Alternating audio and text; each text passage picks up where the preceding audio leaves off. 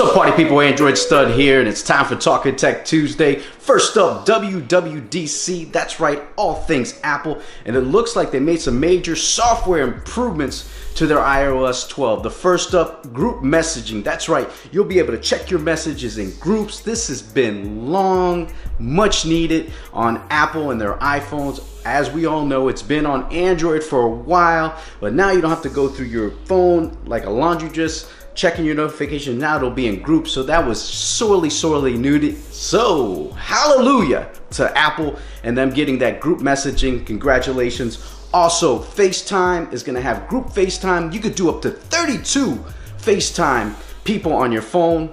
I'm not sure how you'll be able to do that. Maybe you have to get a Samsung Galaxy Note 8 to be able to appreciate all 32 people, but I'm just kidding. We know that FaceTime is not available on Android yet. Maybe it's coming, I don't know, just kidding. But also, what about Samsung? They had the AR emojis.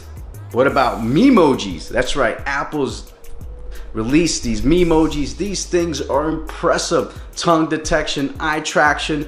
I've never seen technology like this on the phone. It's incredible. If you love this stuff, you're gonna have a lot of fun using it. Phone Tech at Work, shout out to you. I know you love these. And what about Siri? Looks like they're getting some improvements to be able to be maybe as good as Bixby, but not as good as Google Assistant or Alexa. But we all know, do all these improvements in their software on the iOS 12 make it as good as Android? No. Of course not.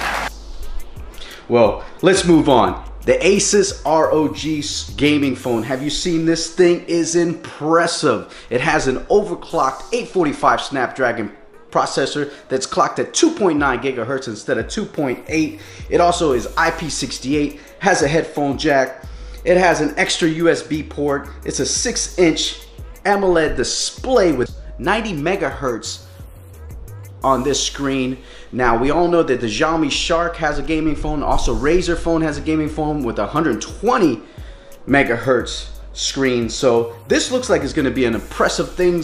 It also comes with a fan to cool the device if you're gaming too much. It has a 4,000 milliamp battery. You can also add a controller dock or a desktop dock, and also they're supposed to have some kind of Nintendo Switch type dock that you can use on this phone. This phone looks pretty impressive. No word on the price. The cameras look like they could be decent because Asus makes some decent cameras on their Zenfone 5. So we'll have to see how much this device costs, if it's something that's going to get into the market and be something that people really want. But you know what? I got to give them credit for trying something different, kind of like the red hydrogen phone.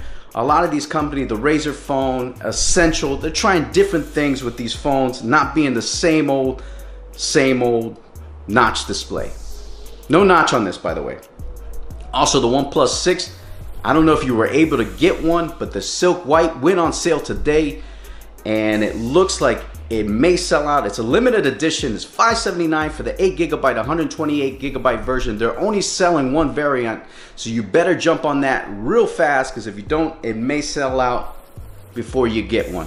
Also, I don't know if you heard the news, the bad news, the good news. We got all excited about the Lenovo Z5, that it was gonna have 4 terabytes of storage. It was gonna have 45 days standby time, 845, in-display fingerprint reader, no notch display. No.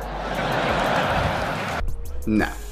All those things were not true. It looks like this is going to be a 6.2-inch display, but it's going to have a notch, 1080p resolution. It's going to have dual cameras, 16 megapixel cameras, 8 megapixel on the front, but it's not going to have an 845. It's going to have the Snapdragon 636, which is a decent processor. It works really well.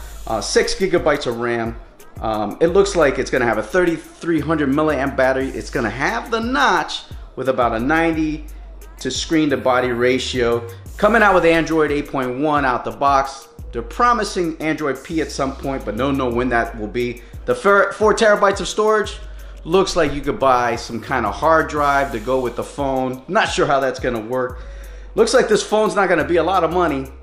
So having said that, is this really the phone you want to get? It looked impressive, looked like something that could compete maybe with Samsung and Apple and OnePlus and LG and HTC or even Essential. but it's not going to be able to do that. It's $200 for the 64 gigabyte and also $280 for the 128. So we'll see. No word yet when it's going to be released in the United States. And finally, LG G7 is having some display issues. I don't know if you saw the video that I dropped, but it looks like we're having some issues on the display on the LG G7. I released a video. There's some backlight bleed on it. I'm not happy about this. Looks like I'm gonna have to return this device. I really enjoy this device. The cameras are great. The battery's pretty good. The display is excellent. The speakers are excellent. The headphone jack is phenomenal.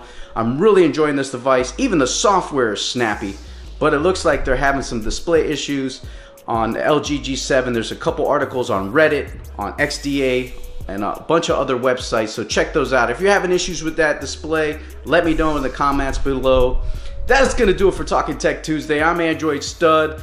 Subscribe to the channel, like the video if you're enjoying it. Also leave a comment down below. Let me know if you are excited about all the software updates on the iOS 12 for your Apple phone with the group messaging, group FaceTime, the Memojis. Also the OnePlus 6, the Silk White, if you got that device. And what about the LG G7? Are you upset about these display issues?